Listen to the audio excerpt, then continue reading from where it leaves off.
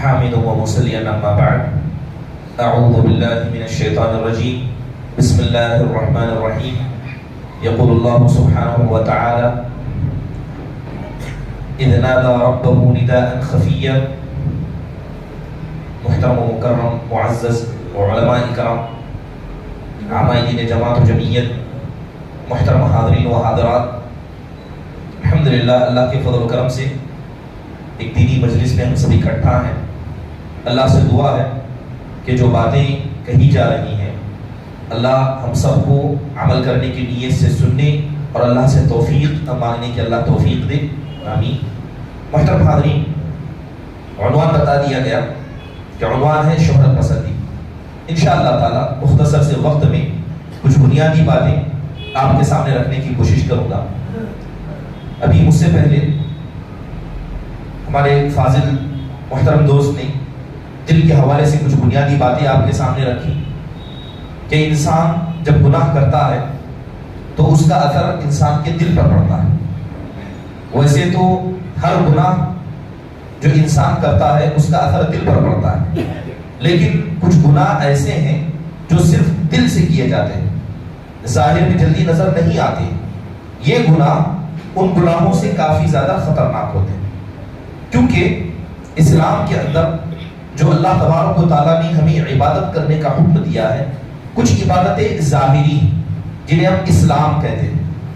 اسلام یعنی جو 5 عبادتیں اسلام کے ارکان میں آتی ہیں وہ ظاہری عبادتیں. کچھ عبادتیں باطنی ہیں جنہیں قلبی عبادت کہا جاتا ہے، جنہیں ہم ایمان کہتے ہیں. محترم حاضرین، جہاں تک بات دل کی جائے تو یہ بات یاد رکھیں کہ انسان کے جسم میں اللہ تبارک و تعالیٰ نے اور اس کے رسول نے یا شریعت اسلامیہ نے دل کو ایک عظیم الشان مقام عطا کیا ہے. دل کو انسان کے جسم میں وہ اہمیت دی گئی جو اہمیت شاید جسم کے دیگر اعضاء کو نہیں دی گئی. مثال کے طور پر اگر کہا جائے کہ دین کی باتوں کو سننے کے بعد اسے سمجھنا اور سمجھ کر اسے عمل میں لانا، یہ جو سمجھنے کا مادہ ہے یہ صرف دل کے پاس ہے. نہ انسان کا ہاتھ سمجھ سکتا ہے، نہ زبان سمجھ سکتی ہے، بلکہ جو سمجھنے کا مادہ یا جو سمجھنے کی صلاحیت ہے وہ اللہ نے کسے دی ہے؟ انسان کے صرف دل کو دی.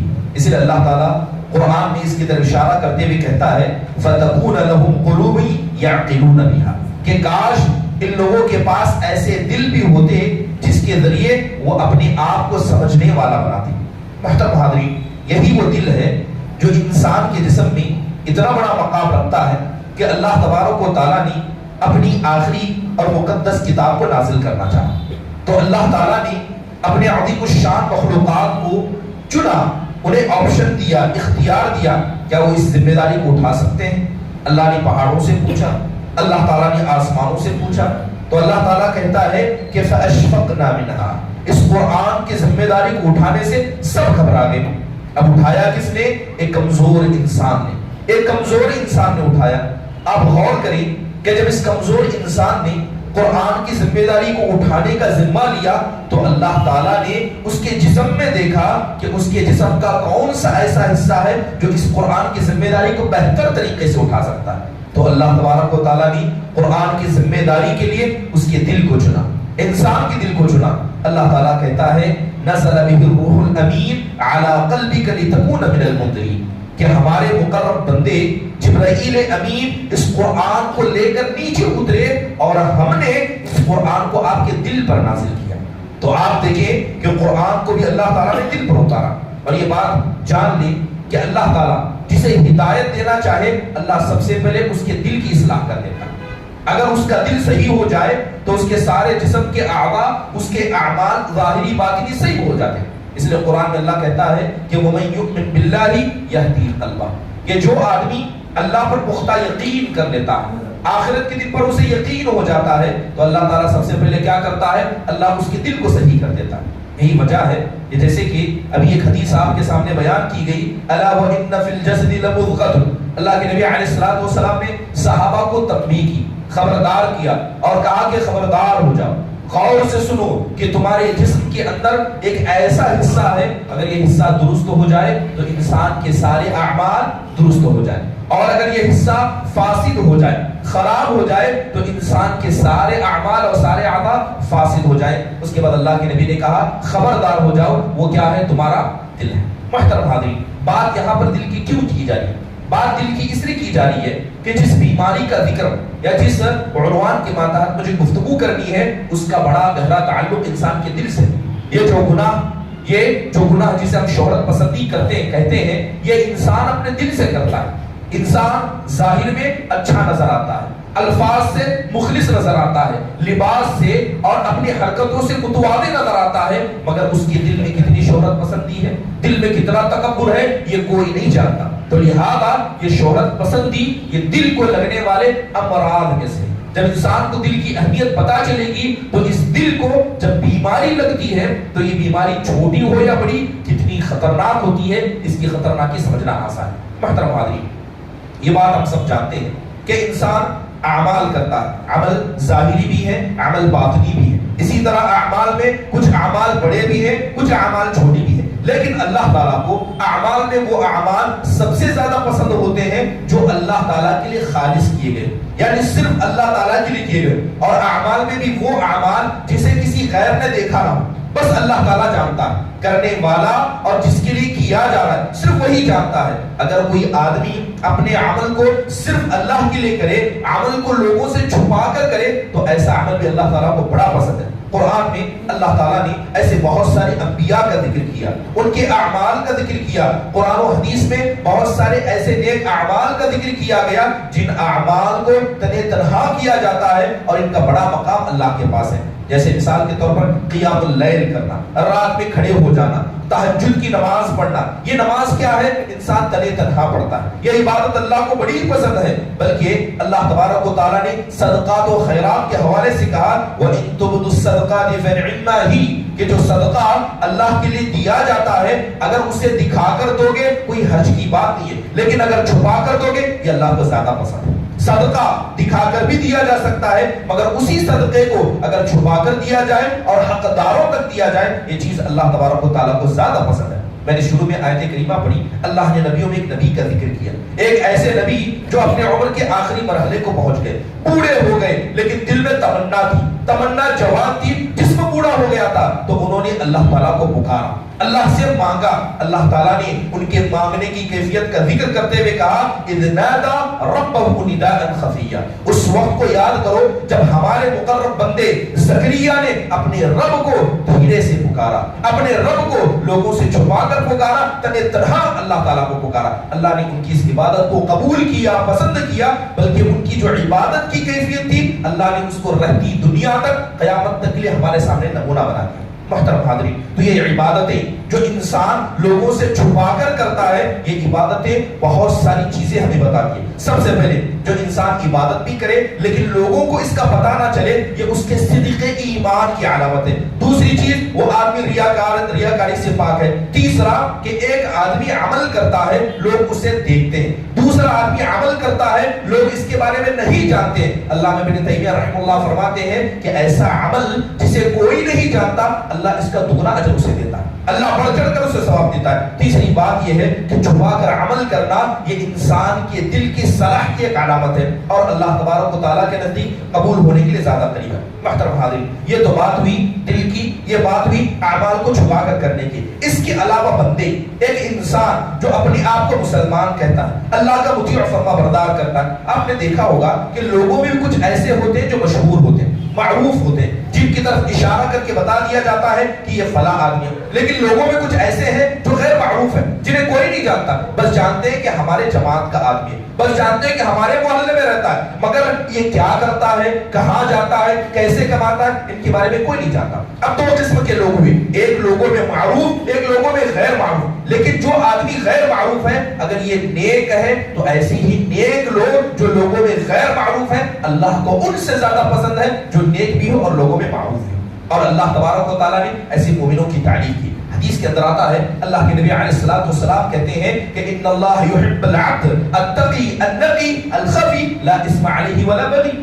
اللہ کے نبی علیہ الصلوۃ والسلام کہتے ہیں کہ اللہ کو تو سارے نیک بندے پسند ہیں، مگر اللہ کو وہ بندے زیادہ پسند ہیں جو نیک بھی ہو اور اسی طرح بے نیاز بھی ہو اور لوگوں سے چھپا ہوا بھی ہو، لوگ اس کے بارے میں جانتے نہ ہو، یعنی وہ آدمی صرف اپنے بارے میں، اپنی عبادت میں اللہ تبارک و تعالیٰ کی بندگی میں مشغول ہوتا ہے۔ محترم حاضرین، ایسے ہی لوگ ہوں گے جو قیامت کے قریب آئیں گے، جن کے بارے میں لوگ جانتے نہیں ہوں گے، چلتے زمین پر ہوں گے مگر ایسے لوگوں کے تذکرے آسمانوں پر ہوں گے۔ جیسے صحابہ رضوان اللہ علیہم اجمعین کی ہستیاں تھیں، ایک حدیث کے اندر قیامت کے قریب آنے والے ایسے لوگوں کے لیے خوشخبری دی گئی، انہیں طوبہ، جنت کا مقام اور ایک نیکی کا وعدہ اللہ کے نبی علیہ الصلوۃ والسلام نے کیا۔ صحیح بخاری کے اندر حضرت ابو ہریرہ رضی اللہ عنہ سے ایک حدیث وارد ہے، اللہ کے نبی علیہ الصلوۃ والسلام کہتے ہیں تعیس عبد الدینار و تعیس عبد الدرہم، کہ دینار کا بندہ درہم کا بندہ ہلاک و برباد ہو گیا۔ لمبی حدیث ہے، اس حدیث کے اندر اللہ کے نبی نے کہا کہ کچھ لوگ ایسے ہیں ان کو دیا جائے تو کرتے ہیں، چاہے عہدہ دیا جائے تو کام کریں گے،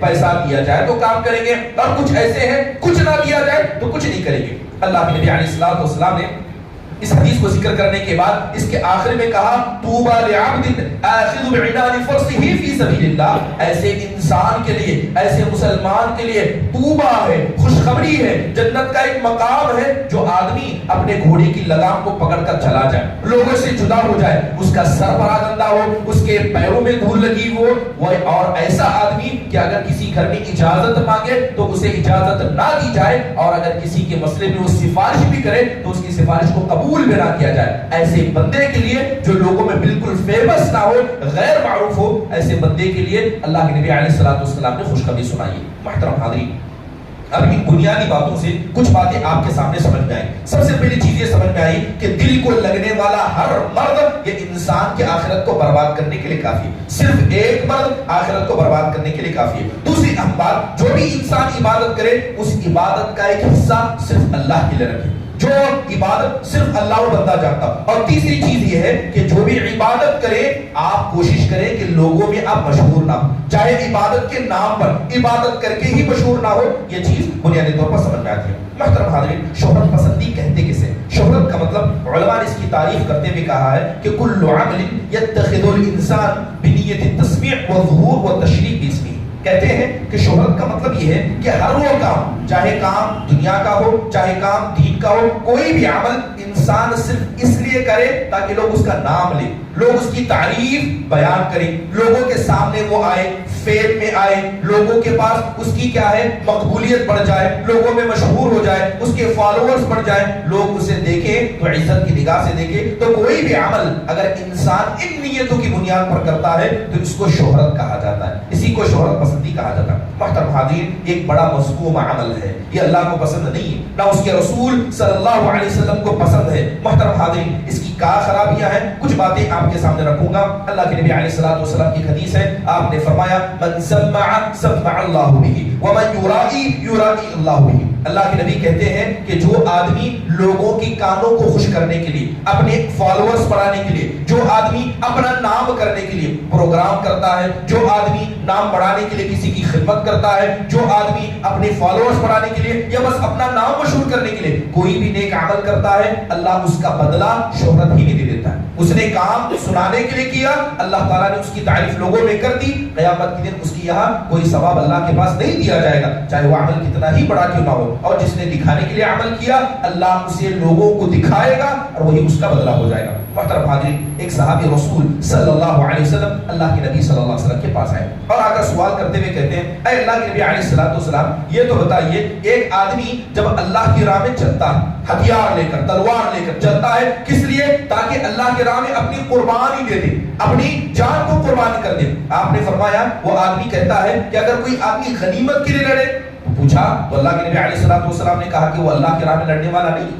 دوسرے نے کہا والرجل القاتل للذکر، ایک آدمی اپنے نام کو بڑا کرنے کے لیے لڑتا ہے، قربان ہونے کے لیے جا رہا ہے مگر چاہتا ہے کہ لوگ اسے بہادر کہیں، اس نیت سے کرتا ہے۔ اللہ کے نبی نے کہا کہ یہ بھی اللہ کے راہ میں کرنے والوں میں سے نہیں ہے۔ پھر آپ اس نے سوال کیا، کہا کہ لیورا مکانہ، کہ ایک آدمی عمل کرتا ہے، لڑائی جھگڑا کرتا ہے، بلکہ اللہ کی راہ میں لڑنے جاتا ہے تاکہ اس کا مقام لوگوں میں بڑھ جائے۔ اللہ کے نبی علیہ الصلوۃ والسلام نے کہا کہ یہ جتنے ہیں جن کی نیتوں میں فساد ہے، یہ کوئی بھی اللہ کی خاطر نہیں ہے، بلکہ حقیقت میں اللہ کی خاطر وہ ہے جو صرف اللہ کے کلمے کو سر بلند کرنے کے لیے لڑتا ہے۔ محترم حاضرین، یاد رکھیے انسان کی زندگی اتار چڑھاؤ کا نام، کوئی ایسا نہیں ہو سکتا کہ ہمیشہ ایک طرح کا عمل کرے یا اس کا ایمان ایک طرح کا ہو. انسان کی زندگی میں اتار چڑھاؤ آتا ہے، لیکن جب بھی اتار آئے یا چڑھاؤ آئے ایسے وقت میں انسان اللہ تبارک و تعالیٰ کے لیے اخلاص اختیار کرے اور کبھی بھی ایسا کوئی کام نہ کرے کہ اللہ تعالیٰ نے تھوڑی طاقت دی، تھوڑی صلاحیت دی، کرسی دی، عہدہ دیا، مال دیا تو انسان اس کا غلط فائدہ اٹھا کر کیا ہے اللہ کی نافرمانی کرنے لگ جائے. حدیث کے اندر آتا ہے حضرت ابو ہریرہ رضی اللہ عنہ کہتے ہیں کہ لِكُلِّ عَمْلٍ شِرَّةٌ وَلِكُلِّ شِرَّةٍ فَتْرَةٌ. اللہ کے نبی کہتے ہیں کہ ہر عمل جو بھی انسان کام کرتا ہے ہر عمل کے اندر ایک مضبوطی کا وقت آتا ہے اور اسی عمل میں ایک وقت کمزوری کا وقت آتا ہے. پھر آپ فرماتے ہیں فَإِن كَانَ صَاحِبَهَا سَادَّ وَقَارِبًا فَأَرْجُوهُ. آپ کہتے ہیں کہ اگر کوئی بندہ جس کو کمزوری بھی لاحق ہوئی، جس کے پاس طاقت بھی آئی، مگر اس نے زندگی بیلنس کے ساتھ گزاری. جب کمزوری تھی نہ تب اللہ تعالیٰ کی ناشکری کی، اور جب طاقت آئی تب نہ اس نے اللہ کی نافرمانی کی، بالکل سیدھا رہا. تو اللہ کے نبی کہتے ہیں کہ اگر وہ سیدھا رہا تو مجھے امید ہے کہ وہ نیک لوگوں میں سے ہوگا. پھر آپ فرماتے ہیں وَإِنْ أُشِيرَ إِلَيْهِ بِالْأَصَابِ فَلَا تَعُدُّوهُ. آپ کہتے ہیں کہ اگر کسی انسان کو عہدہ مل گیا، طاقت مل گیا، منصب مل گیا اور اس منصب کو اس نے ایسا بنا دیا کہ لوگ اس کی طرف اشارہ کر کے بولنے لگے کہ دیکھو فلاں فلاں آدمی ہے، وہ فلاں کا ذمہ دار ہے، فلاں جگہ کا، فلاں جگہ کا ہے. اللہ کے نبی کہتے ہیں فَلَا تَعُدُّوهُ. تو ایسے آدمی کو تم نیک شمار مت کرو، ایسے آدمی کو تم نیک اور صالح شمار نہ کرو. محترم حاضرین، یہ شہرت پسندی آج کل کے وقت میں جیسے ایک عام نعرہ ہے، جو دکھتا ہے وہ بکتا ہے. یہ دنیا کا اصول ہے، دین کا اصول ایسا نہیں ہے. آپ جو بھی عمل کریں گے وہ عمل صرف اللہ کے لیے ہونا چاہیے، تبھی اخلاص اس کو کہا جاتا ہے. اور کوئی بھی عمل، یہاں تک کہ مسجد میں داخل ہونا، مسجد سے باہر نکلنا، یہاں آپ کا بیٹھنا، یہاں تک کہ یہاں بیٹھ کر سننا، اگر اس کے اندر ادنا بھی فطور پایا جائے، آپ نے کسی کو دکھانے کے لیے، کسی کے کہنے پر یا اپنے گھر والوں کے کہنے پر بھی آپ یہاں بیٹھتے ہیں اور آپ کے اندر اللہ تبارک و تعالیٰ کے لیے اخلاص نہیں پایا جاتا ہے، تو ایسے کسی عمل کا بدلہ اللہ کے پاس نہیں دیا جاتا. محترم حاضرین، جہاں تک دور حاضر میں دیکھا جاتا ہے کہ آج ہر کسی کو مشہور ہونا، ہر کسی کو فالوورز بڑھانے، ہر کسی کو یہ دکھانا ہے کہ ہماری مسجد تمہاری مسجد سے بہتر ہے، ہماری جمعیت تمہاری جمعیت سے بہتر ہے، ہمارا اسٹیج تمہارے اسٹیج سے بہتر ہے، ہمارا امام تمہارے امام سے بہتر ہے، ہمارا عالم تمہارے عالم سے بہتر ہے، ہمارا عالم یہ گاؤں دوسرے گاؤں سے بہتر ہے. اور میں بات کر رہا ہوں دینی مجال کی، دینی مجال کی. آج یہ دل کی بیماری ایسے لگ گئی ہے کہ کوئی شخص اس سے بچا ہوا نظر نہیں آتا. محترم حاضرین، یاد رکھیے کہ شہرت پسندی اسلام کے اندر حرام ہے. اسلام اس بات کو قبول نہیں کرتا. شہرت پسندی کی بہت سارے نقصانات ہیں. سب سے پہلے بنیادی نقصان یہ ہے کہ جو آدمی شہرت پسند بن جاتا ہے، اللہ کو چھوڑ کر لوگوں کو سلانے کے لیے، اللہ کو چھوڑ کر لوگوں کو خوش کرنے کے لیے کرتا ہے، ایسا آدمی کبھی مخلص نہیں ہو سکتا. ایسا آدمی کبھی مخلص نہیں ہو سکتا. اگر کسی انسان نے 40 سال 50 سال جماعت و جمعیت کی خدمت کی لیکن صرف شہرت کے لیے کیا، تو اس کے 40-50 سال اللہ کے پاس اس کا ادنا بھی ثواب نہیں ملے گا. اس کی زندگی کا سارا عمل برباد ہوگا. کیوں؟ کیونکہ عبادتوں کی اصلی اخلاص ہے، جو بنیاد ہے وہ اخلاص ہے. اللہ تعالیٰ کہتا ہے قل ان صلاتي ونسكي ومحياي ومماتي لله رب العالمین. اے اللہ کے نبی چاہیے ان سے کہیے کہ آپ کہیے کہ میری نماز، میری قربانی، میرا جینا، میرا مرنا، یہ سب کس کے لیے ہے؟ صرف اللہ کے لیے.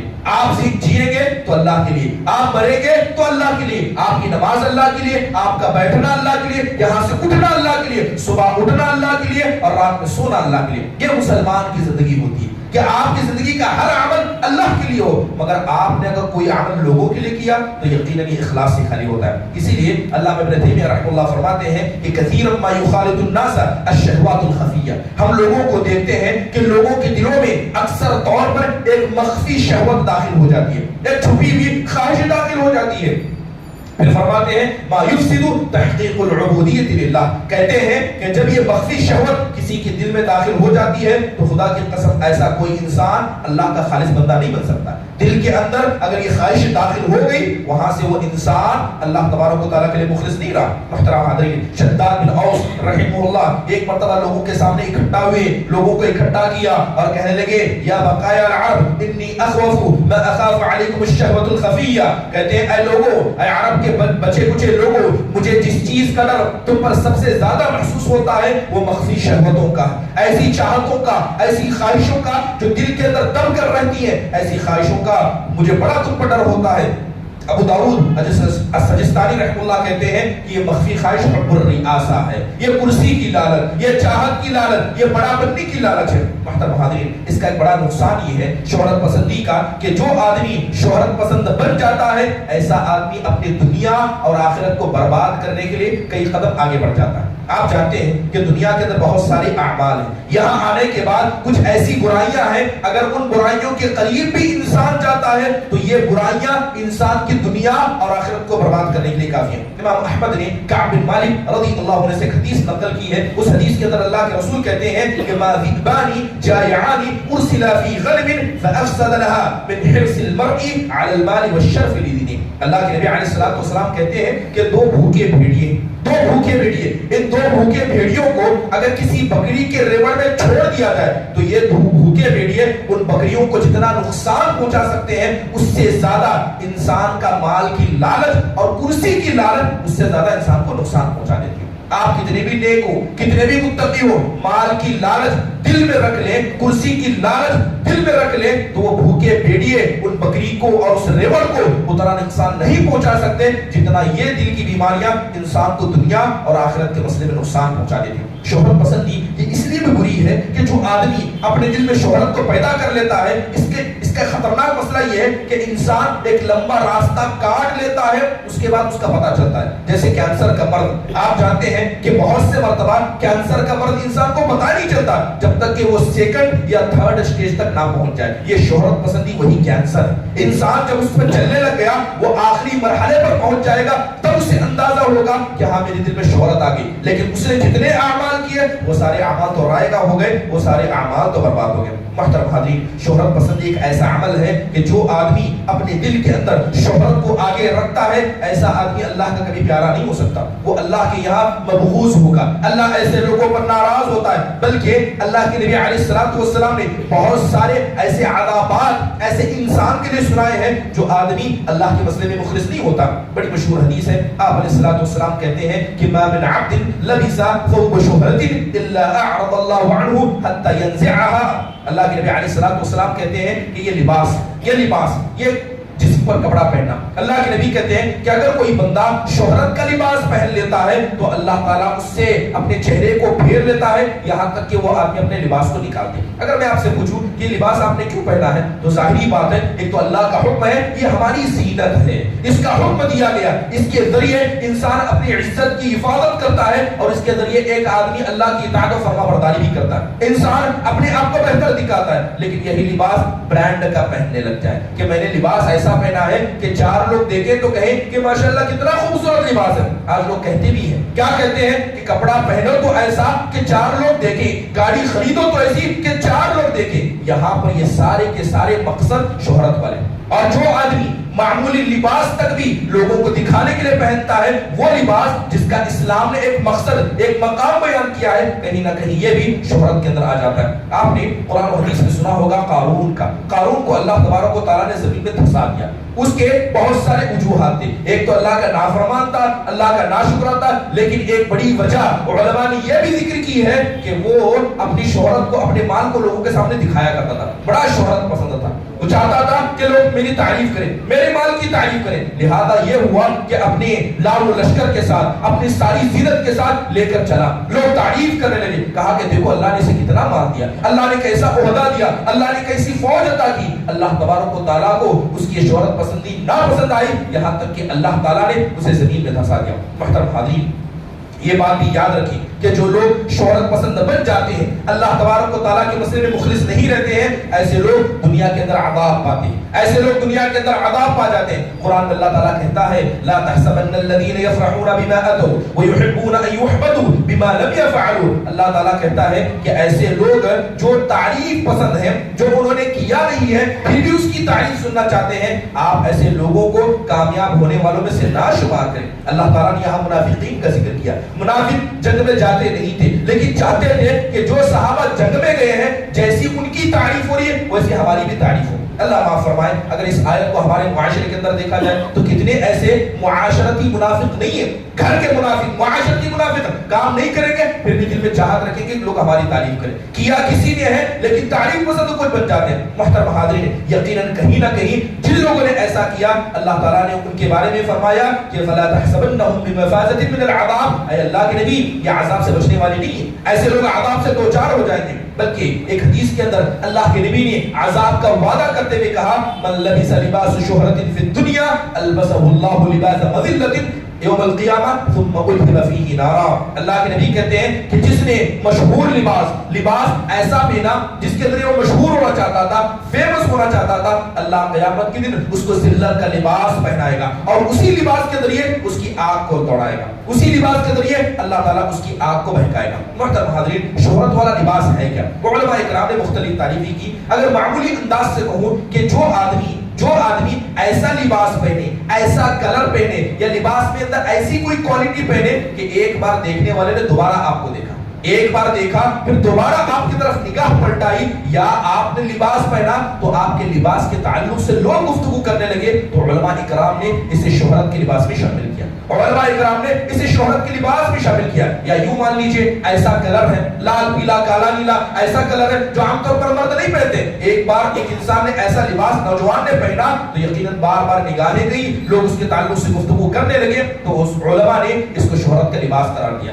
محترم حاضرین یہ شہرت کا لباس، یہ شہرت کی بیماری ایسی نہیں کہ صرف نیک لوگوں کو، ہر کس و ناکس اس کے اندر مبتلا ہے۔ آج جائیے عید کا موقع آتا ہے، سب سے پہلے ہماری خواتین کو دیکھیں، وہ ایسا لباس پہننا چاہتی ہے جو کسی نے نہیں پہنا، بلکہ بچوں کے نام بھی لوگ ایسے رکھنا چاہتے ہیں جو کسی نے نہ رکھا ہو۔ محترم حاضرین یہ کیا نیتوں کے اندر فساد ہے؟ یہ فساد آج ہمارے گھروں میں چھوٹوں سے لے کر بڑوں تک ہر کسی کے اندر نظر آتا ہے۔ لباس یہ اللہ تبارک و تعالیٰ کی اطاعت و فرما برداری کے لیے پہنتے ہیں۔ اگر کوئی آدمی اس کو شہرت کے لیے پہنتا ہے یقیناً ایسا آدمی کیا ہے، ایسا کام کرتا ہے جسے اللہ اس کے رسول نہیں پسند فرماتے۔ محترم حاضرین طبی تابعین میں فضیل بن عیاض رحمہ اللہ کا نام آتا ہے۔ یہ ایک مرتبہ انہوں نے اللہ کے نبی علیہ الصلوۃ والسلام کی حدیثوں کو سنا، حدیثوں کو سننے کے بعد اس کے اندر نبی کریم صلی اللہ علیہ وسلم کی جوتے کے تعلق سے حدیث ان کے سامنے آئی، تو انہوں نے دل میں خواہش پیدا ہوئی کیوں نہ میں ایسا جوتا بناؤں یا ایسے چپل بناؤں جیسے اللہ کے نبی علیہ الصلوۃ والسلام پہنا کرتے تھے۔ تو انہوں نے اپنے غلام کو بلایا اور کہا کہ ابھی مولوی صاحب نے، ابھی شیخ نے اللہ کے نبی علیہ الصلوۃ والسلام کی جوتے کی صفت بیان کی ہے، تم جاؤ میرے لیے ویسا ہی جوتا بنا کر لاؤ، ویسا ہی جوتا۔ اب وہ غلام گیا، معاشرے میں پوچھا، علماء سے پوچھ کر اس نے ویسا جوتا بنایا جیسے کہ اللہ کے نبی علیہ الصلوۃ والسلام کے زمانے میں پایا جاتا تھا، اور کوئی لمبا دور نہیں، بڑی مشکل سے 100-150 سال کا آپس ہے اللہ کے نبی علیہ الصلوۃ والسلام کے 100-150 سال کے بعد۔ اب جیسے ہی غلام بنا کر لایا، انہوں نے نبی کریم صلی اللہ علیہ وسلم کی اتباع پر کیا ہے اس جوتے کو پہنا اور مسجد آنے جانے لگے۔ جب بھی ان کے جوتے کو لوگ دیکھتے تو بار بار لوگ دیکھ رہے، وہ چپل جو انہوں نے اللہ کے نبی کریم صلی اللہ علیہ وسلم کی اطاعت میں بنایا تھا، مگر ایسا جوتا اس وقت پہنا نہیں جاتا تھا، ویسا چپل اس وقت پہنا نہیں جاتا تھا۔ لوگوں کی نگاہیں بار بار ان کی طرف پڑنے لگی، ان کے چپل کی طرف پڑنے لگی۔ ایک دو مرتبہ پہنا، لا کر واپس رکھ دیا، لا کر گھر میں واپس رکھ دیا۔ تو ان سے پوچھا گیا، غلام نے پوچھا کہ آپ نے تو نبی کریم صلی اللہ علیہ وسلم کی اطاعت اور فرما برداری میں اور اتباعیت کہا تھا۔ تو فضل بن عدی کہتے ہیں کہ میں نے تو یقیناً میری نیت صحیح تھی، لیکن جب میں نے لوگوں کو بار بار میری طرف نگاہوں کو اٹھتے دیکھا تو مجھے دل میں خطرہ ہوا کہ یہ میرے شہرت کی وجہ نہ بن جائے، یہ کہیں میرے مشہور ہونے کی وجہ نہ بن جائے، اپنے عمل کی حفاظت کروں، یہ زیادہ بہتر ہے کہ نبی کریم صلی اللہ علیہ وسلم کی اطاعت کر کے اور مزید عمل حاصل کروں، لہذا اس جوتے کو نکال کر رکھ دیا۔ محترم حاضرین یقیناً کوئی بھی ایسی چیز، اللہ معاف فرمائے ہمارے نوجوانوں کو، آج جائیے نوجوانوں کے معاشرے کو دیکھیے، ہر کسی کو مشہور ہونا ہے، نوجوان ہوتا ہے کالج جاتا ہے تو سب سے پہلے خواہش کیا پیدا ہوتی ہے کہ اچھے کپڑے پہنے، برانڈڈ چیزیں پہنے، KTM بائک خریدیں، اور اللہ معاف فرمائے ہمارے نوجوانوں کو بلیٹ گاڑی خریدتے، وجہ کیا ہے؟ بس اس کے سائلنسر کی آواز، معاشرے میں ایک بھڑک، لوگوں کے سامنے چاہت، یہ ساری چیزیں یہ دل کے فساد کی طرف انسان کو لے جاتی ہیں۔ اگر کسی نے بلیٹ گاڑی صرف اس لیے خریدی تاکہ لوگوں میں میرا نام ہو جائے، یہ شہرت پسندی نہیں تو اور کیا ہے؟ محترم حاضرین جائیے اپنے اعمال کا جائزہ لیجئے، یہ سارے کے سارے اعمال اسی شہرت کی طرف لے جائیں گے جس شہرت کے دھن میں آج ساری دنیا پڑی ہوئی ہے۔ محترم حاضرین ہم نے 12 حدیثوں کے اندر سنا ہے کہ وہ 3 لوگ جن کا اللہ تبارک و تعالیٰ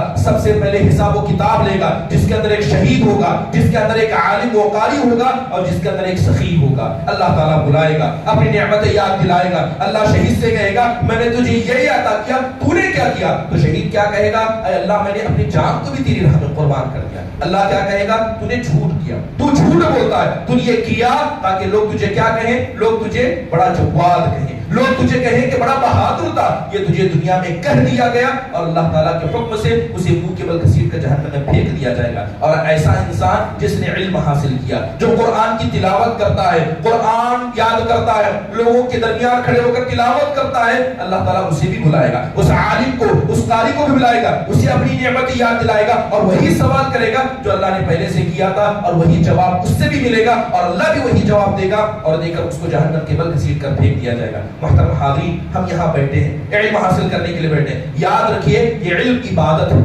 علم کیا ہے؟ عبادت ہے۔ اگر کوئی آدمی مدرسے میں پڑھتا ہے یا علمی مجلس میں شامل ہوتا ہے، اس کی نیت بھی خالص ہونا ضروری ہے، بلکہ حدیثوں کے اندر اللہ کے نبی علیہ الصلوۃ والسلام نے ایسے لوگوں کا ذکر کیا جو علم جیسی نعمت کو بھی، علم جیسی عبادت کو بھی کیا ہے دنیا کے فائدے کے لیے حاصل کرتے ہیں۔ ایسے لوگ کیا ہے قیامت کے دن کامیاب ہونے والے نہیں ہیں، بلکہ ایسے لوگ کیا ہے جنت کی خوشبو تک نہیں پا سکیں گے۔ محترم حاضرین، انسان کو جتنا ہو ڈاؤن ٹو ارتھ ہونا چاہیے، انسان کو جتنا ہو عاجز پسند ہونا چاہیے، ریاست پسند، کرسی پسند، چاہت پسند، شہرت پسند، یہ انسان کو نقصان کی طرف لے جاتے ہیں۔ محترم حاضرین، اسلام میں اتنی بھی اجازت نہیں ہے کہ آپ ایک چھوٹی چیز کے ذریعے بھی لوگوں پر فوقیت حاصل کرنا چاہیں۔ قرآن کریم کی ایک آیت کریمہ ہے، اللہ تعالیٰ کہتا ہے تلک الدار الآخرة نجعلها للذین لا یریدون علوا فی الارض ولا فسادا والعاقبۃ للمتقین۔ اللہ کہتا ہے کہ یہ آخرت کی زندگی، اس کی نعمتوں کا وعدہ ہم نے ایسے لوگوں سے کیا ہے جو لوگ نہ زمین میں سربلندی چاہتے ہیں اور نہ زمین میں فساد بچاتے ہیں، والعاقبۃ للمتقین، اور جو متقی پرہیزگار ہوگا انہی کے لیے بہتر مقام ہوگا۔ محترم حاضرین، اللہ تعالیٰ نے آیت میں آخرت کی بھلائی کا وعدہ کیا۔ دو قسم کے گناہ سے جو انسان بچ جائے گا وہ آدمی آخرت میں بھلائی پائے گا۔ پہلا آدمی جو زمین میں سربلندی نہیں چاہتا، سربلندی کا مطلب لوگوں کے سامنے اپنے آپ کو لانا، لوگوں کے سر پر اپنے آپ کو رکھنا۔ محترم حاضرین، حضرت علی بن ابی طالب رضی اللہ عنہ سے اس آیت کے تعلق سے پوچھا گیا کہ زمین میں سربلندی کا مطلب کیا ہے، یعنی اپنے آپ کو بڑا بنانے کا مطلب کیا ہے؟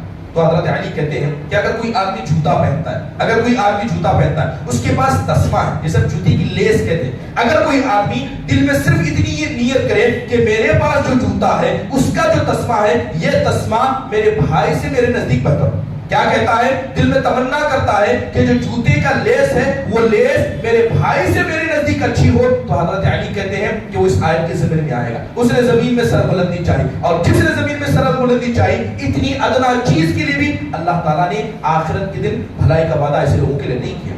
سبحان اللہ۔ اب اپنے اعمال پر جائزہ لیں، اپنے گھروں کے مسئلے میں جائزہ لیں۔ میں گھر بناؤں گا تو میرے بھائی سے بہتر بناؤں گا، میرے بچے پڑھیں گے تو اس سے بہتر ہوں گے۔ سبحان اللہ۔ ایک جوتے کا معمولی سا تسمہ اگر آپ دل میں یہ بھی تمنا کریں کہ یہ میرے بھائی سے بہتر ہو، تو اسلام میں یہ بتایا گیا، حضرت علی بن ابی طالب کہتے ہیں کہ یہ زمین میں سربلندی چاہنا ہے، اور جس نے زمین میں اپنے آپ کو بڑا بنانے کے لیے اتنی بھی تمنا رکھی، اللہ تعالیٰ نے آخرت کی زندگی کا وعدہ ایسے لوگوں سے نہیں کیا۔ محترم حاضرین، جو آدمی شہرت پسند بن جاتا ہے وہ آدمی تعریف پسند بن جاتا ہے۔ ایسا ہو نہیں سکتا کہ شہرت اس کے دل میں ہو اور وہ تعریف پسند نہ بن جائے، بلکہ یاد رکھیں کہ تعریف کرنا، بے جا تعریف کرنا یقیناً یہ اسلام میں منع ہے، بلکہ اللہ کے نبی نے فرمایا ایاکم والتواضع فانہ الذبح۔ اللہ کے نبی نے کہا کہ بے جا تعریفیں، بڑھ چڑھ کر کسی کی تعریف نہ کیا کرو، اس لیے کہ جو آدمی تعریف کا حقدار نہیں ہے، بڑھ چڑھ کر اس کی تعریف کرنا، اسے چنے کے جھاڑ پر چڑھانا، اس کی گردن کو کاٹنا اسے ذبح کرنے کے جیسا ہے۔ اللہ کے نبی علیہ الصلوۃ والسلام نے سختی سے منع فرمایا، کیونکہ جب ایک شہرت پسند،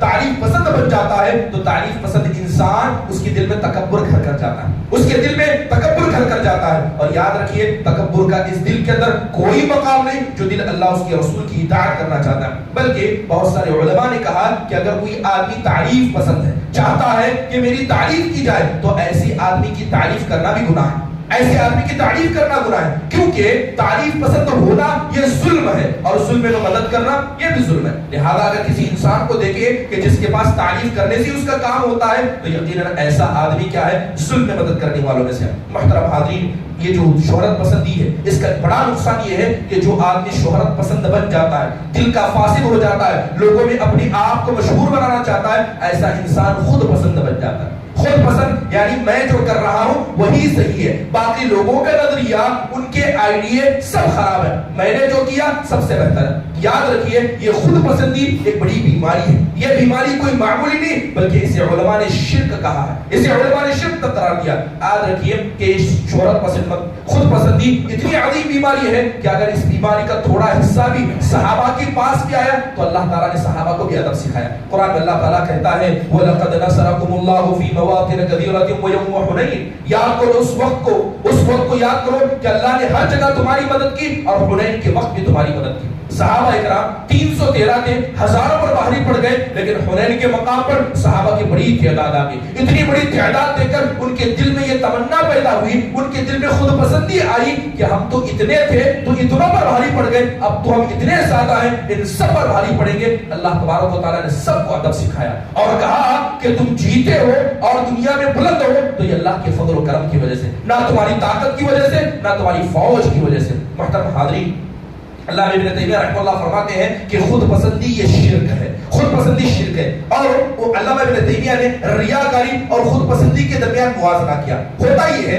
ریاکاری شرک ہم سب جانتے ہیں، ریاکار انسان مثال کے طور پر جو ریاکار ہے وہ اللہ تبارک و تعالیٰ کے ساتھ کسی غیر کو شریک کرتا ہے۔ ایک آدمی آیا نماز پڑھ رہا تھا، اس کو دیکھ کر اس نے اپنی نماز کو درست کیا، اپنے کھڑے ہونے کی پوزیشن کو درست کیا، قرآت کو بلند کیا، تو یہ عبادت، یہ جو نماز پڑھ رہا تھا کس کے لیے پڑھ رہا تھا؟ صرف اللہ کے لیے، لیکن دوسرے انسان کو دیکھ کر اس نے اپنی نیت کو بدلا، تو گویا اللہ تبارک و تعالیٰ کے مقابلے میں ریاکار نے کیا کیا؟ کسی غیر انسان کو کھڑا کیا۔ لیکن جو خود پسند ہے یہ ریاکار سے بھی برا ہے کیونکہ اس انسان نے اللہ کے مقابلے میں اپنی ذات کو لے جا کر کھڑا کر دیا۔ اے اللہ تو ہے اور جو عمل کیا میں ہوں، تو گویا ریاکار سے زیادہ برا وہ انسان ہے جو خود پسند بن جاتا ہے۔ اور یاد رکھیے شہرت پسندی کے نقصان میں سب سے بڑا نقصان یہ بھی ہے کہ انسان خود پسند بن جاتا ہے۔ یاد رکھیے کہ شیطان یہ خود پسند تھا۔ شیطان نے کہا انا خیر من، اے اللہ تو نے آدم کو پیدا کیا، میں اس سے بہتر ہوں، میں اس سے بہتر ہوں، میری تخلیق بہتر ہے، میری پیدائش بہتر ہے، جس مادے سے تو نے مجھے پیدا کیا وہ بہتر ہے۔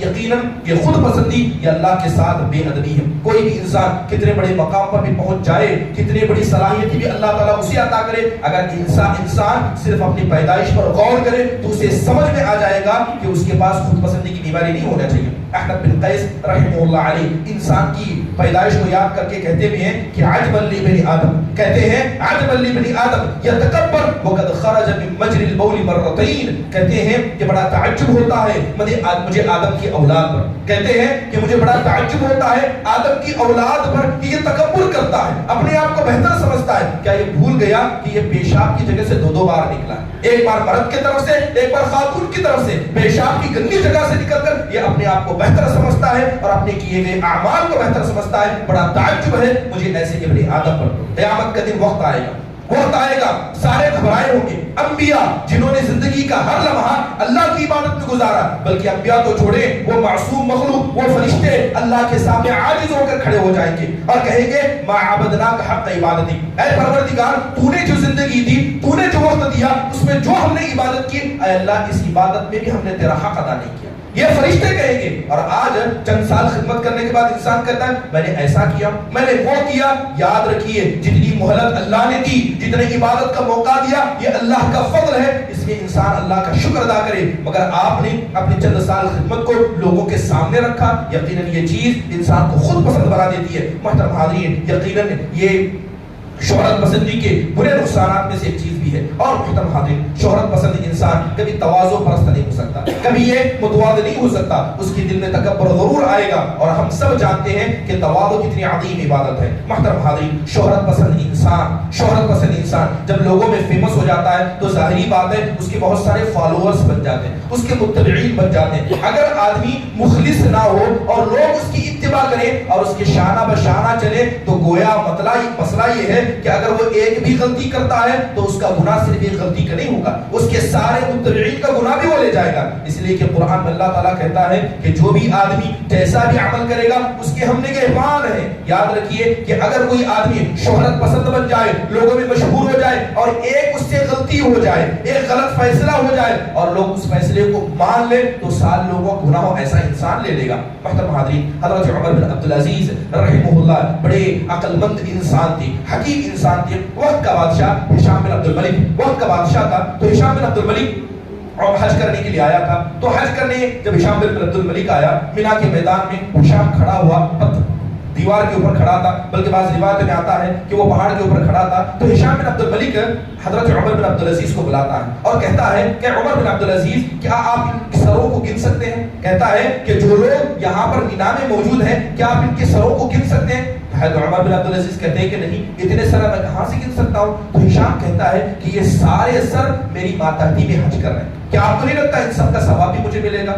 تو عمر بن عبدالعزیز نے کہا کہ ضرور، ان سب کا ثواب بھی ملے گا. اب اس کے بعد سکے کا دوسرا پہلو حضرت عمر بن عبدالعزیز سے بتاتے ہیں، کہتے ہیں کہ جتنے یہاں ہیں کیا آپ ان کا سر گن سکتے ہیں؟ کہا کہ نہیں. کہنے لگے کہ جن کے سر نہ آپ گن سکتے ہیں نہ میں گن سکتی ہوں، اگر یہی لوگ قیامت کے دن آپ کے خلاف کھڑے ہو جائیں، کوئی کہہ دے کہ انہوں نے مجھ سے زیادہ ٹیکس وصول کیا، آپ ذمہ دار ہیں، آپ کی ماتحتی میں کر رہے ہیں تو ثواب بھی ہے، مگر آپ سے غلطی ہو جائے تو جتنے سر نہ آپ گن سکتے نہ میں گن سکتا ہوں، یہی سر اللہ کے سامنے بھی آپ کے خلاف کھڑے ہوں. محترم حاضرین، یہ شہرت پسندی، جو آدمی لوگوں میں مشہور ہو جائے، اس سے گناہ ہو جائے، اس سے غلطی ہو جائے، غلط فیصلے ہو جائے تو سب کا ذمہ دار ایسا انسان بن جائے گا. محترم حاضرین، جو شہرت پسند بنے گا ایسا آدمی یقیناً دنیا پرست بھی بنے گا. شہرت پسندی کا ایک بڑا نقصان یہ بھی ہے کہ جو آدمی جس کے دل کو شہرت لگ جائے وہ دنیا کے ہر گناہ کو کرنا چاہے گا، بس اسے مشہور ہونا ہے. چاہے خواتین ایک عورت ہو جسے لوگوں میں مشہور ہونا ہے، اگر مشہور اسے اپنی عزت بیچ کر بھی ہونا ہو تو مشہور ہوگی. نام ہوا تو ہوا، چاہے بدنام ہو کر ہی کیوں نہ ہو. آج ہم یہ معاشرہ دیکھتے ہیں، جب سے یہ ٹک ٹاک آیا، یہ ریلز آئے اور یوٹیوب پر یہ شارٹس آئے، آپ دیکھیں کہ ہماری بہن بیٹیوں کا کیا حال ہے. ایک وقت تھا کہ بہت سارے لڑکیوں کو کوئی جانتا نہیں تھا، اب ہر کسی کو لوگوں کے سامنے آ رہا ہے، چاہے بدنام ہو کر ہی سو. محترم حاضرین، جو بھی آدمی جس کے دل میں شہرت آ جائے ایسا انسان دنیا کا ہر گناہ کرے گا لیکن اپنے آپ کو مشہور کرنا چاہے گا. تاریخ کے اندر بہت سارے ایسے قصے رقم تراز ہیں جو بتاتے ہیں کہ جن لوگوں نے شہرت کو چاہا انہوں نے دنیا کا ہر گناہ کیا. تاریخ بغداد کے اندر خطیب بغدادی رحمہ اللہ نے جب ان کی کتاب لکھی تو خطیب بغدادی کی جو کتاب تاریخ بغداد کی لوگوں میں بڑی مشہور ہوئی. اس وقت حنابلہ کے ایک بڑے امام تھے جن کو ابن القفطی رحمہ اللہ کہا جاتا تھا. اس وقت وہاں کی جامع مسجد میں وہ امامت کیا کرتے تھے. تو ابن القفطی کے بارے میں آتا ہے جو حنابلہ کے ائمہ میں شمار ہوتے ہیں کہ جب امام خطیب بغدادی کی کتاب تاریخ بغداد مشہور ہوئی تو انہوں نے اپنے شاگردوں سے پوچھا، کیا پوچھا کہ هل ذکر للخطیب فی کتابہ فی الثقات ام فی الضعاف. اپنے شاگردوں سے پوچھا کہ یہ خطیب بغدادی کی کتاب جو اتنی مشہور ہو گئی ہے یہ تو بتاؤ کہ اس میں خطیب نے میرا نام کس میں ذکر کیا؟ اچھے لوگوں میں ذکر کیا ہے، ثقات راوی میں ذکر کیا، یا ضعیف لوگوں میں میرا ذکر کیا؟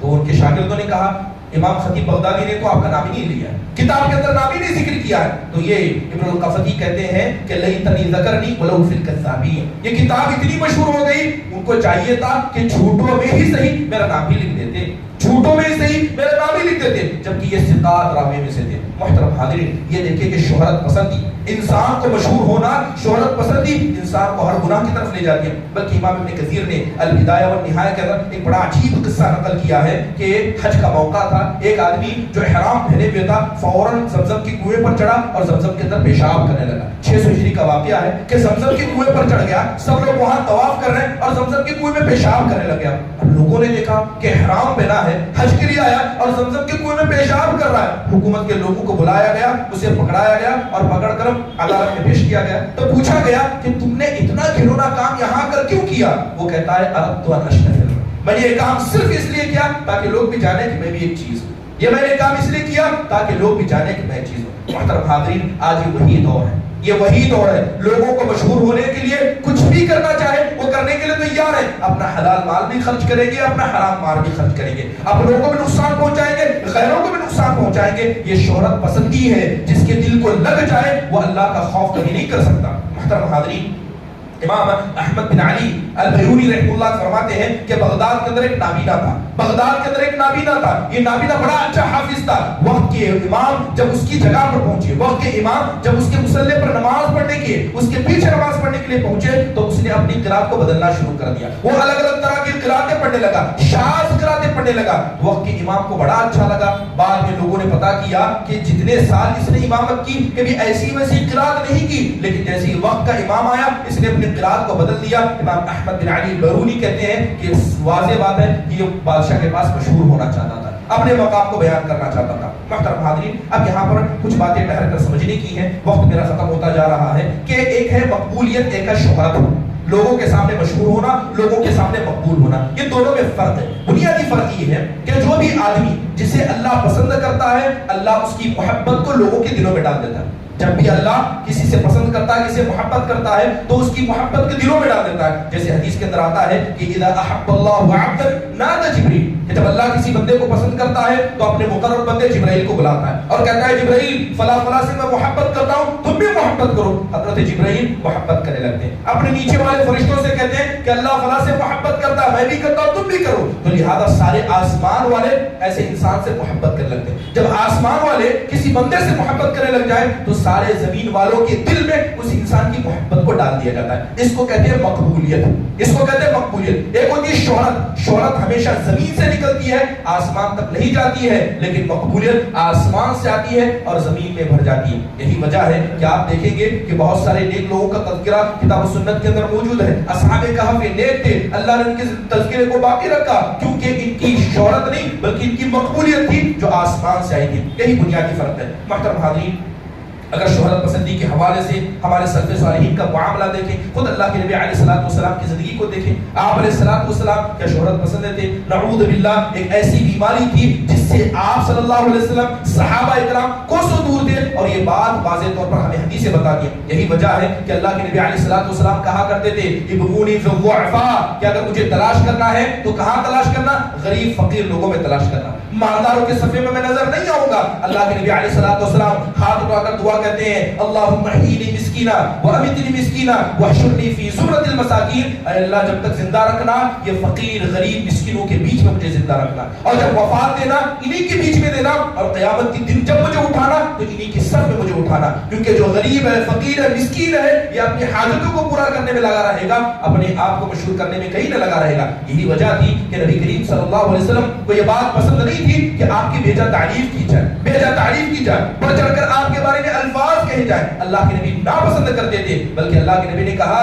لا تطرونی کما اطرت النصارى عیسی بن مریم، میرے ساتھ ویسا نہ کرنا جیسے عیسائیوں نے حضرت عیسیٰ کے ساتھ کیا. میں محمد بن عبداللہ ہوں، اللہ کا بندہ اس کا رسول ہوں، تو کہو کہ اللہ کا بندہ اس کا رسول ہے. اللہ کے نبی ہمیشہ اپنی عاجزی دکھایا کرتے. آپ علیہ الصلوۃ والسلام بیٹھے ہیں، ایک نوجوان پہلی مرتبہ آپ کی مجلس میں داخل ہوا اور اللہ کے نبی علیہ الصلوۃ والسلام کا ایک معجزہ تھا کہ جو پہلی بار آپ کو دیکھتا وہ گھبرا جاتا، اللہ کے نبی کا رعب اسے لگ جاتا. اللہ کے نبی نے ایک نوجوان کو دیکھا کہ اس کے بازو کپکپا رہے ہیں، اس کے شولڈر ہل رہے ہیں، کپکپا رہے ہیں اور وہ آپ کے پاس آ رہا ہے. اللہ کے نبی نے اسے دیکھا، آپ سمجھ گئے کہ آپ کا رعب لگ گیا. فوراً اللہ کے نبی نے اپنی عاجزی دکھاتے ہوئے کہا ہوّن علیک نفسک. آپ نے کہا اے نوجوان آرام سے، اے نوجوان آرام سے، جس کے پاس تم آ رہے ہو نہ یہ بادشاہ ہے نہ بادشاہوں کا بیٹا ہے. انما انا ابن امرأۃ تأکل القدیم بمکہ، بلکہ میں تو ایک ایسی ماں کا بیٹا ہوں جو ماں مکہ کے اندر سوکھے گوشت کو پانی میں بھگا بھگا کر کھایا کرتی. میں ایسی ماں کا بیٹا ہوں. سبحان اللہ، یہ نبی کریم صلی اللہ علیہ وسلم کی سیرت ہے.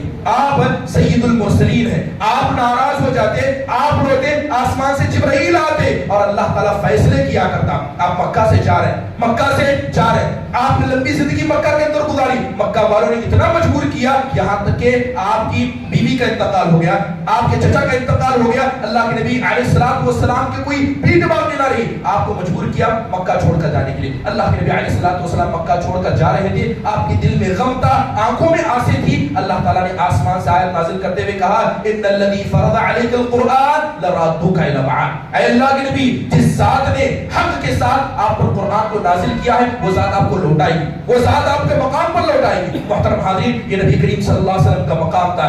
آپ نے انبیاء کی امامت کی، سید المرسلین ہے، خاتم النبیین ہے. اس کے بعد بھی کبھی بھی اللہ کے نبی علیہ الصلوۃ والسلام نے اپنے آپ کو بڑا نہیں پیش کیا، بلکہ آپ کہا کرتے تھے لا تخیرونی علی موسیٰ. موسیٰ کا ذکر ہے، یہ مت کہنا کہ میں موسیٰ سے بہتر ہوں. آپ علیہ الصلوۃ والسلام کے سامنے حضرت زکریا کا ذکر ہوا، آپ کے سامنے یونس بن متیٰ کا ذکر ہوا. اللہ کے نبی علیہ الصلوۃ والسلام کہا کرتے مجھے کبھی ان سے بہتر نہ کہا کرو. محترم حاضرین، یہی وجہ تھی کہ اللہ کے نبی علیہ الصلوۃ والسلام نے جو اخلاق صحابہ کو سکھائے وہی اخلاق صحابہ نے سیکھے. بلکہ آپ دیکھیں کہ جو چند نیک لوگ جن کا ذکر قرآن و حدیث میں آتا ہے ان کی اہم خاصیتوں کے اندر شہرت پسند نہیں تھی بلکہ عاجز و انکساری تھی. بڑی مشہور حدیث ہے وہ اس بن عامر القرنی کی کہ اللہ کے نبی علیہ الصلوۃ والسلام نے حضرت عمر سے کہا کہ قرن سے یمن سے ایک شخص آئے گا جس کا نام اویس ہوگا. اللہ کے نبی نے عمر رضی اللہ عنہ سے کہا تھا ان استطاعت ان یستغفر لك ففعل. اے عمر بن خطاب رضی اللہ عنہ اگر آپ کی ان سے ملاقات ہو جائے تو اپنے لیے استغفار ان سے طلب کیجیے گا. وہ صحابی نہیں ہے، تابعی ہے.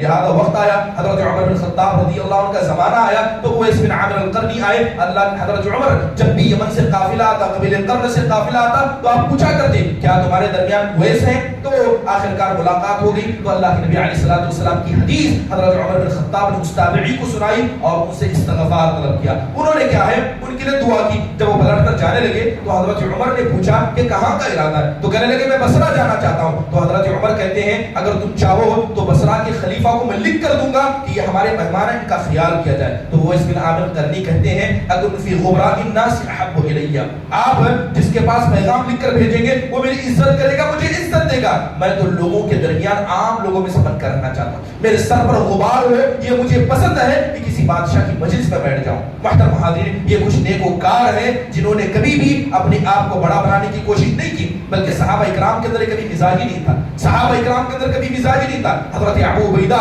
بن جراح رضی اللہ عنہ کو حضرت ابو بکر صدیق نے بطور مدد حضرت عمرو بن عاص رضی اللہ عنہ کے پاس بھیجا، جسے غزوۃ السلاسل کہا جاتا ہے. جیسے ہی حضرت عمرو بن عاص کے پاس حضرت ابو عبیدہ کا قافلہ پہنچا تو ایک طرف حضرت ابو عبیدہ بن جراح کا قافلہ، دوسری طرف حضرت عمرو بن عاص کا قافلہ. جیسے ہی قافلے پہنچے تو لوگوں نے کہا کہ ہم سب کے سردار حضرت عمرو بن عاص ہیں. کیا کہا لوگوں نے کہ ہم سب کے سردار عمرو بن عاص ہیں. تو حضرت ابو عبیدہ کے قافلے کے جو لوگ تھے کہنے لگے کہ عمرو بن عاص تمہارے سردار ہیں، ہمارے سردار تو حضرت عبد الرحمن، ہمارے سردار تو ابو عبیدہ بن جراح ہیں. مگر حضرت ابو عبیدہ نے جب دیکھا کہ لوگ مجھے اور ان کو سردار میں اختلاف کر رہے ہیں تو حضرت ابو عبیدہ آگے بڑھے اور کہنے لگے میں تو بس ایک مدد ہوں جو آپ کی طرف پہنچا گیا، آپ ہی ہمارے سردار ہیں. سبحان اللہ، کرسیوں کو چھوڑنا، ناموں کو چھوڑنا، بلکہ اپنے آپ کو بہتر نہ سمجھنا، جبکہ قائد کے طور پر بہتر سے بہتر ہوا کرتے. حضرت خالد بن ولید ایک جنگ میں تھے، حضرت عمر بن خطاب کا پیغام پہنچتا ہے کہ آپ کو معزول کیا جاتا ہے، حضرت ابو عبیدہ کو آپ کی جگہ پر تعین کیا جاتا ہے.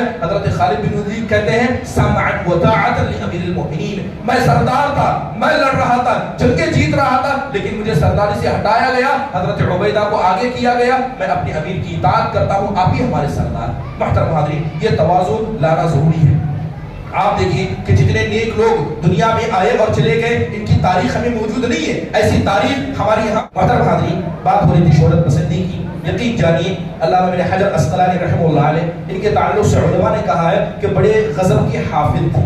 ان کو اللہ تبارک و تعالیٰ نے بڑی غضب کی ذہانت عطا کی تھی. اگر آپ دیکھیں کہ حافظ ابن حجر رحمہ اللہ نے بڑی تقدو کی ہے، تب جا کر انہوں نے صحابہ کی لمبی لمبی فہرست ذکر کی. اس کے بعد بھی جو حج ہوا تھا، جو اللہ کے نبی علیہ الصلوۃ والسلام کے ساتھ ہوا تھا، ہم سب جانتے ہیں کہ وہاں پر صحابہ کی بڑی تعداد تھی. صحابہ کی بڑی تعداد، بتایا جاتا ہے 1 لاکھ کے قریب صحابہ تھے جنہوں نے اللہ کے نبی کے ساتھ حج کیا تھا. اس کے بعد بھی حافظ ابن حجر اتنے ماہر ہونے کے بعد بھی انہوں نے 8000 صحابہ سے زیادہ صحابہ کا نام نہیں ذکر کیا. پتا نہیں کہ صرف 8000 تھے، بقیہ 1 لاکھ کون تھے؟ کیونکہ یہ بات بتاتی ہے کہ صحابہ اکرام حج میں تو تھے، لیکن کون کون حج میں تھا یہ خود آپس میں صحابہ نہیں جانتے تھے. یہ بات بتاتی ہے کہ یہ لوگ نبی کریم صلی اللہ علیہ وسلم کے ساتھ میں رہ کر اپنے آپ کو ہمیشہ عاجز رکھا کرتے تھے. یہی وجہ ہے امام حسن بصری رحمہ اللہ فرماتے ہیں کہ ہمارے وقت میں ہم نے بڑے بڑے نیکوں کو دیکھا کہ وہ مسجد کے کونے میں بیٹھے رہتے، لوگ ان کو پاگل مجنون سمجھتے، لیکن وقت کے فقیہ ہوتے، وقت کے ائمہ ہوتے، مگر یہ صرف ایسی حرکت یعنی سر جھکا کر اس لیے بیٹھتے لیکن لوگ ان کی طرف اشارہ نہ کر دیں.